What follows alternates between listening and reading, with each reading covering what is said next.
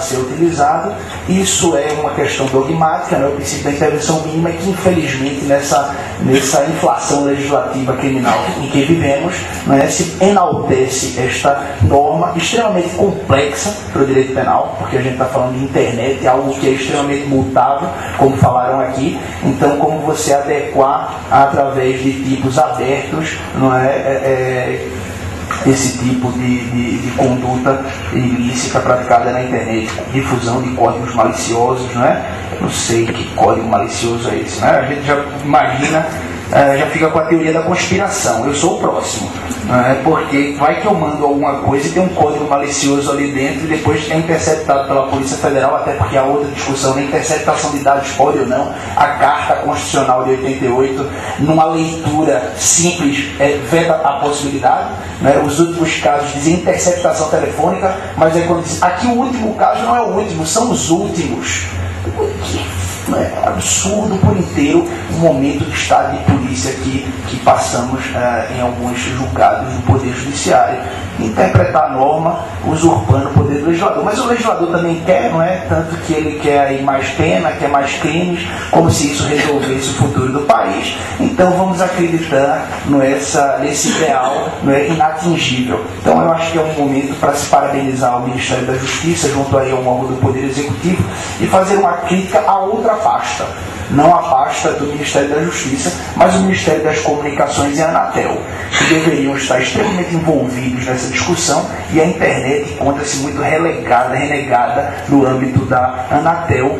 Até não entendem nem que internet é meio de comunicação, é serviço de valor adicionado. Veja, não há sentido, não é, de você criar esses discursos inatingíveis. Não é serviço de valor adicionado? Não, nada. É comunicação, não é meio de comunicação que estreita geograficamente, da melhor forma de comunicação, os espaços. Hoje você se comunica pessoalmente através do Skype ou do MSN, não é? São ferramentas com pessoas em tempo real no Japão, do outro lado, coisa que o telefone não consegue fazer de forma tão clara, não é? É caríssimo o recurso de você utilizar o telefone com vídeo. Você utiliza isso pela internet gratuitamente. Então, é sim meio de comunicação, e a Anatel peca em não estar envolvida nessa discussão junto ao Ministério da Justiça, não é, como agência reguladora, não é, autarquia de regime especial, e o Ministério das Comunicações também.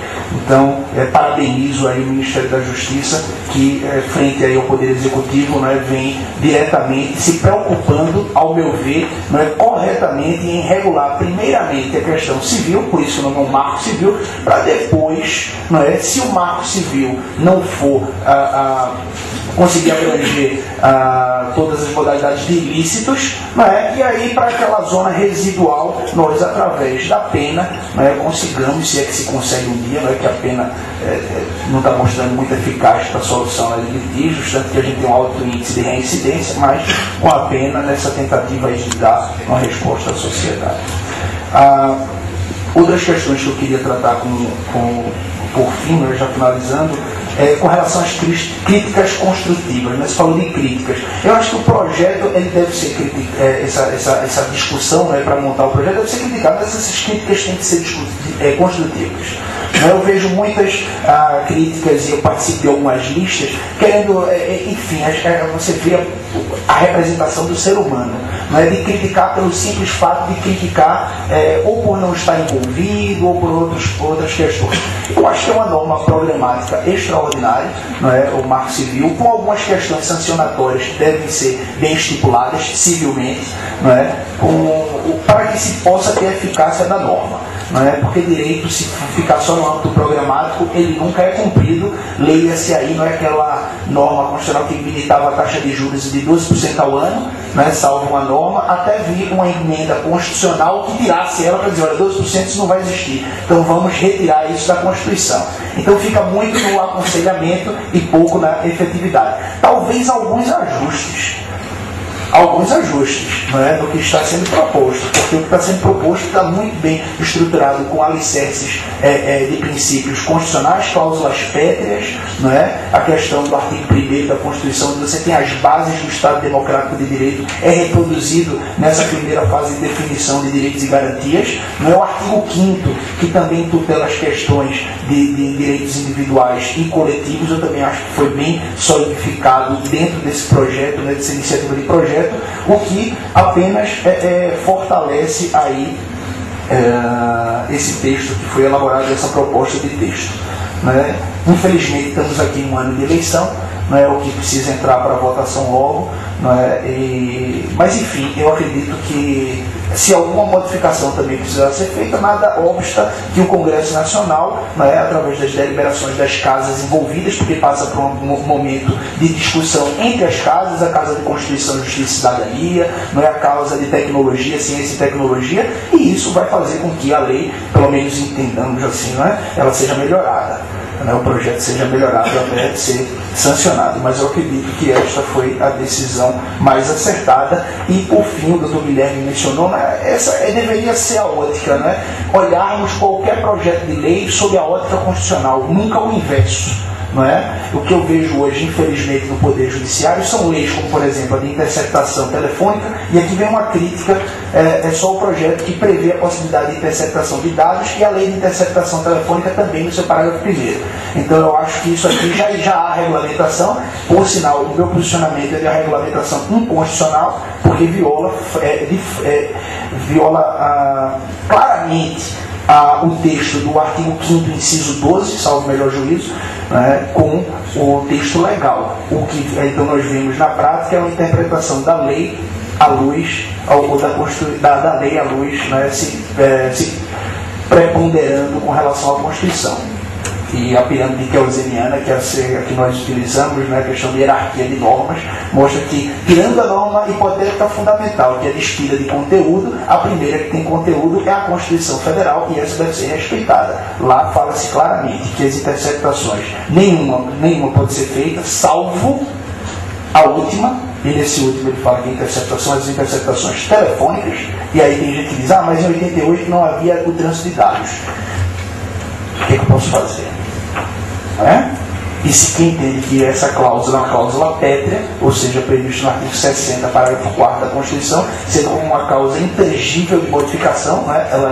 ela é absolutizada, porque é pétrea, nossa Constituição é semi-rígida, então ela não vai poder ser mudada, pelo menos desse Estado democrático de direito. Se dermos um golpe de Estado, que a questão do Paraguai, o Chaves não influencia muitos ideais brasileiros, ideais americanos também, que tem muitas intervenções. Quem pega a história americana pode ver que o Estado democrático lá é democrático para alguns.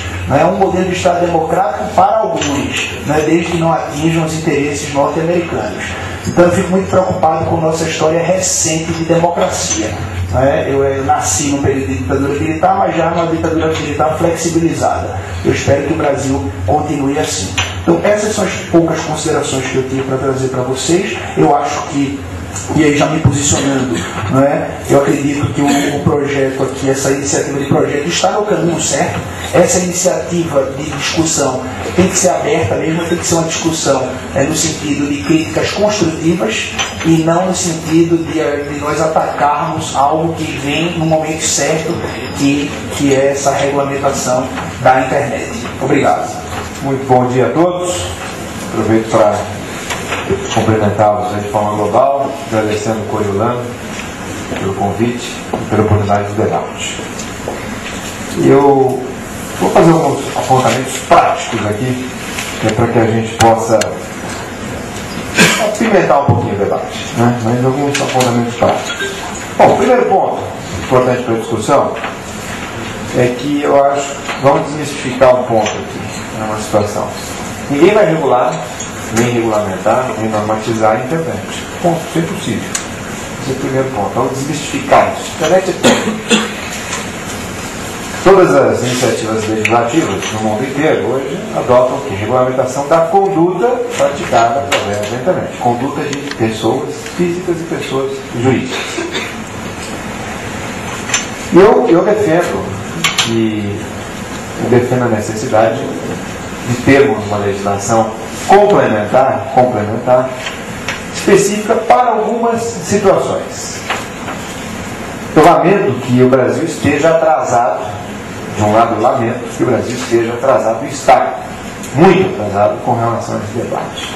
Até pelos números que nós temos com relação à utilização dos novos internautas, que é uma utilização muito intensa. O Brasil hoje ocupa posições de destaque, né?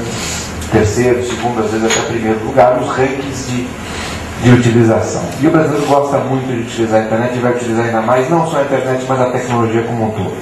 Por outro lado, eu cumprimento ao Ministério da Justiça, todos vocês, Guilherme, Felipe, Paulo, todos vocês, até porque isso aqui está um trabalho danado, né? Pela tentativa que vocês estão fazendo e elaborando de procurar colocar um pouquinho de ordem nisso. E eu entendo também que, por mais que determinada lei seja repetitiva, e essa discussão já existe hoje, existe atualmente o caráter didático da norma. Principalmente quando falamos em tecnologia, internet, né, em novos comportamentos. O que é que eu quero dizer com isso?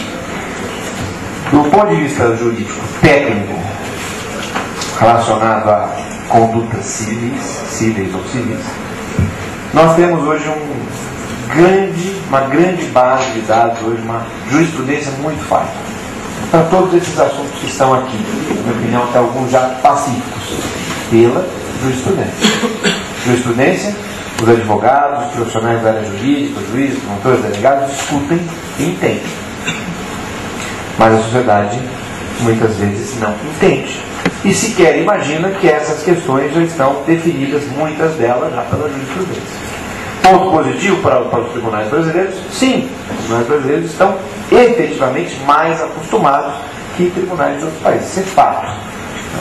Tem uma pesquisa informal que eu faço. Hoje o número já está superando 20 mil decisões judiciais sobre esses assuntos aqui, eu chamo de direito eletrônico. Então o Brasil tem muita experiência e muita jurisprudência. E pude comprovar isso. Eu voltei de Washington na segunda-feira, participei de um evento de privacidade, só de privacidade, um evento do IAPP, International Association of Privacy Professionals, só profissionais de privacidade. E é o Privacy Summit na versão já de 2010, 2 mil pessoas lá.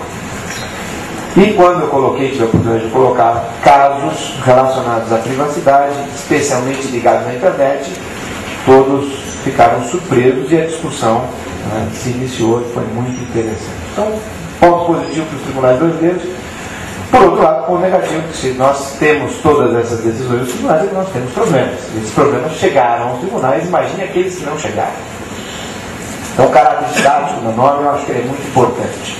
Aliás, uma sugestão que eu faço, Felipe, lá no finalzinho, da parte da educação, da inclusão digital, talvez mencionar alguma coisa com relação à educação digital, educação eletrônica, boas práticas, eventualmente até arrisco dizer, a obrigatoriedade de uma disciplina no ensino fundamental.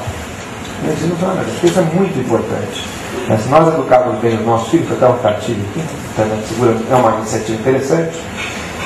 Se nós educarmos bem os nossos filhos, nós iremos diminuir os problemas que nós estamos e